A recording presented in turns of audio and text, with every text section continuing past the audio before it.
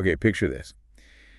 You're facing a monster, maybe the most terrifying thing imaginable. Yeah. And every time you land a blow, it just gets stronger, regenerates, but with like double the vengeance. Yeah, it's like an enemy designed to make strength completely useless. Worse than useless, actually. Exactly. We're in the swamps of Lerna, this murky, treacherous place, and the enemy literally multiplies its threat every time you try to cut it down. Well, it's a nightmare scenario. It really is. The kind of foe that's perfectly designed to break a hero who only knows how to hit things hard. And today we're diving deep into that legend, the story of the Lernaean Hydra. This was Hercules' second labor, and maybe the most insidious one he faced. But here's the twist we're exploring. It wasn't really Hercules' famous strength that won the day. We're shifting focus. Right. We're looking at the unsung genius who really cracked the code. Iolaus, Hercules' nephew. Right. So our mission here is to unpack just how this thing seemed invincible, why raw power failed so spectacularly, and, crucially, the brilliant idea that finally stopped the endless regeneration. Yeah, what was that spark? And what does it tell us about problem solving, about intellect versus just muscle?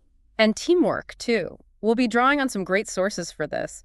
There are excerpts from the documentary Iolaus and the Hydra, Genius Beyond Hercules' Strength, and also the really detailed entries from the Theoi Project online, specifically their Lernaean Hydra page. Fantastic resources. They really help you sift through the myths and find the core lessons. So let's get into it. This Hydra, it wasn't just some big snake, was it? No, not at all.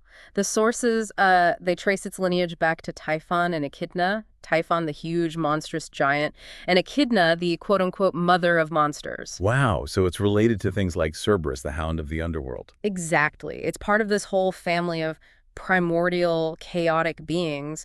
And it wasn't just lurking in the swamps of Lerna near Argos. It was actively poisoning the land, the air, making the place uninhabitable, a real terror. Okay, so terrifying pedigree poisons the land, but the heads, that's the really unique, horrifying part, right? The regeneration. That's the kicker.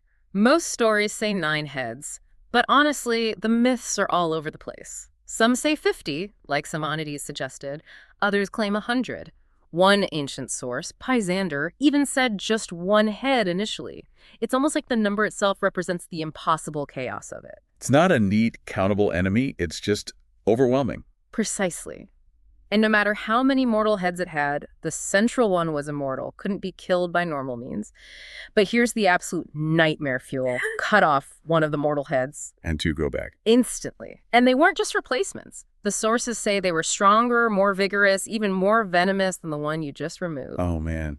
You could just feel the hopelessness. You land a successful hit and the enemy gets stronger. How could anyone possibly win? Well, that was the point, wasn't it? King Eurystheus, who was giving Hercules these labors, he knew. He picked the Hydra specifically because he thought it was impossible. He figured the regeneration would just exhaust Hercules, overwhelm him. It was meant to be fatal. A truly sinister plan.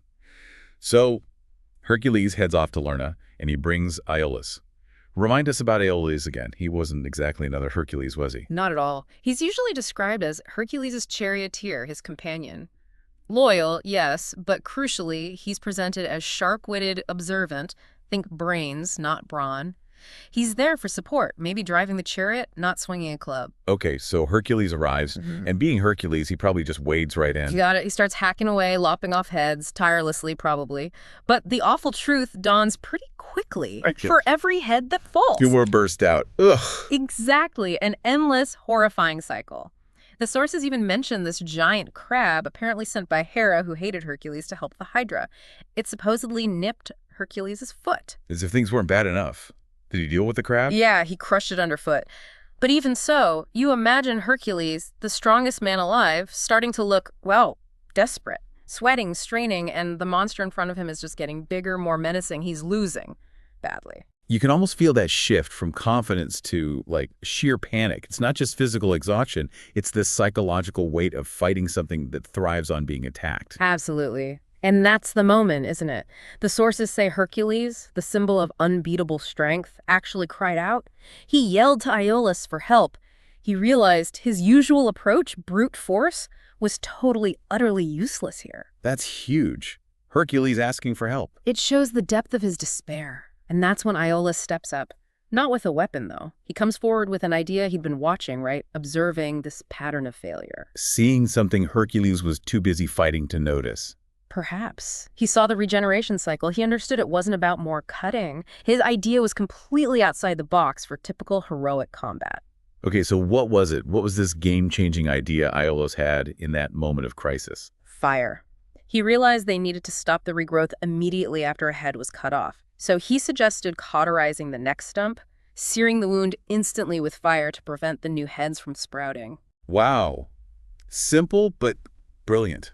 Not something you necessarily think of in the heat of battle, especially if you're used to just smashing things. Right. It required that different perspective. Observation, then deduction.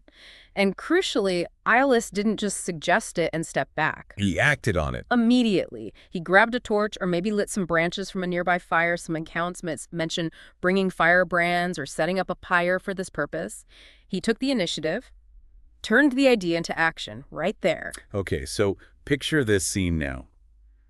It must have been intense. Unbelievably. You've got Hercules summoning his strength for each strike, slicing off a head with incredible speed, and then instantly Iolaus darts in with the flaming brand, pressing it against the gushing, severed neck. The sound, the smell burning flesh, the Hydra hissing and screaming. Yeah, a truly horrific, desperate kind of teamwork. But it worked. The searing stopped the regeneration cold. No new heads appeared from the cauterized stumps. So they developed a rhythm.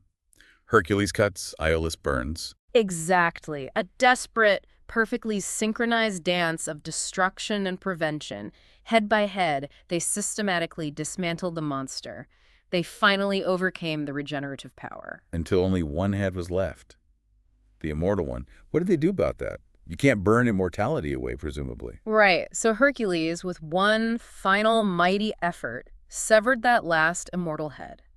But knowing it couldn't truly be killed. He couldn't just leave it lying around. No way, he buried it. Dug a deep hole, supposedly beside the road that ran through Lerna towards Iolaus, and put the immortal head in there, then rolled a massive boulder on top of it. Trapped forever, ensuring it could never rise again. Wow, that's thorough. It had to be. It was the only way to guarantee the final defeat of something that couldn't technically die. And the story doesn't quite end there, does it? The Hydra's legacy lived on, in a way. Yeah. Through its blood. That's right. After the battle, Hercules did something incredibly significant. He dipped his arrows into the Hydra's blood, or maybe it's venom or gall. The sources differ slightly, but the point is it was incredibly potent, corrosive stuff. Turning his arrows into super weapons. Essentially, yes. The most lethal weapons in Greek myth. Any wound from these Hydra-poisoned arrows was said to be instantly fatal. There was no cure. And this incredibly powerful arsenal, it exists because Iolaus had the idea that allowed them to defeat the Hydra in the first place. That connection is fascinating.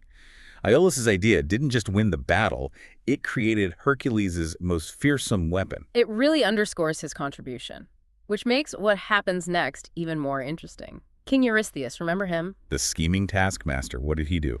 Well, he tried to disqualify the labor. He argued that because Hercules got help from Iolaus, it didn't count as one of his solo labors. Seriously, after all that? Yep, he basically said, you had help, doesn't count. Which is why Hercules ended up having to do 12 labors instead of the originally intended 10. But isn't that kind of the ultimate backhanded compliment to Iolaus?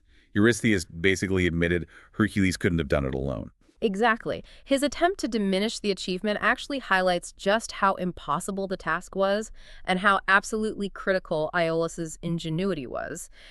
It confirms that intellect, in this case, was just as important, if not more so, than raw strength. So even though Hercules gets the headline, Iolaus is really the hero of intellect in this story. He is. He represents that tactical brilliance, the ability to adapt and think outside the box when faced with something overwhelming. His quick thinking, his decisiveness, they were indispensable. It really broadens the definition of what heroism can be, doesn't it? It absolutely does. Yeah. It's not always about the person swinging the biggest sword. Sometimes the real hero is the one who sees the solution no one else does. The quiet genius. And it becomes this powerful lesson about teamwork, too. Even the mightiest hero, Hercules, needed help. He needed a different skill set, a different perspective. It shows that real victory often comes from collaboration, from being open to new ideas, even in the most desperate moments. That's a great point. It's about acknowledging limitations and valuing different kinds of contributions. And the Hydra itself echoes through mythology later on. Hera, apparently still annoyed, put both the Hydra and that crab into the sky as constellations. Hydra and Cancer, right? That's them, a sort of celestial monument to Hercules' struggle. And the Hydra also pops up in other texts, sometimes described as a guardian of the underworld entrance. Its fearsome reputation lived on. And didn't the venom, the poison from those arrows, come back to haunt Hercules later? Ah, yes. The ultimate irony. Those same Hydra-poisoned arrows, the ones born from this victory, they were indirectly responsible for his own death. How so? Well, long story short, he used one to shoot the centaur Nessus. As Nessus was dying, he tricked Hercules' wife, Deianira, telling her his blood now mixed with Hydra poison was a love charm. Later, thinking Hercules was unfaithful, she smeared the poisoned blood on a shirt and gave it to him. Oh no, and the Hydra poison. Caused him unbearable agony. It led to his death and ascent to godhood. So the very solution that defeated the Hydra ultimately brought about the end of the hero who wielded it. A real full-circle tragedy. Wow, what a complex legacy. Both triumph and tragedy, all stemming from this one encounter and Iolaus' crucial idea. It really makes you think the slaying of the Hydra, yeah, it's a key moment in the Hercules story. But when you dig into it, like we have, it's Iolaus' brilliance that truly defines this labor. It proves that true strength isn't just about power. It's about wisdom, adaptation, innovation, and knowing when to rely on someone else's bright idea, especially when you're facing, regenerating evil. And from that evil, from its very essence, came this legendary weapon, born from ingenuity, destined for both glory and disaster. So this whole story, Iolaus and the Hydra, Yeah. it really drives home that some problems just can't be solved with brute force. They need that spark, that different angle, that moment of genius. Absolutely. It makes you wonder, doesn't it, about the hidden power of a simple, smart idea. And maybe how often we overlook the quiet brilliance, the Iolauses, behind the big achievements in our own world in history. That's a powerful thought to leave with. Where else is that hidden genius making the impossible possible? Something to definitely mull over.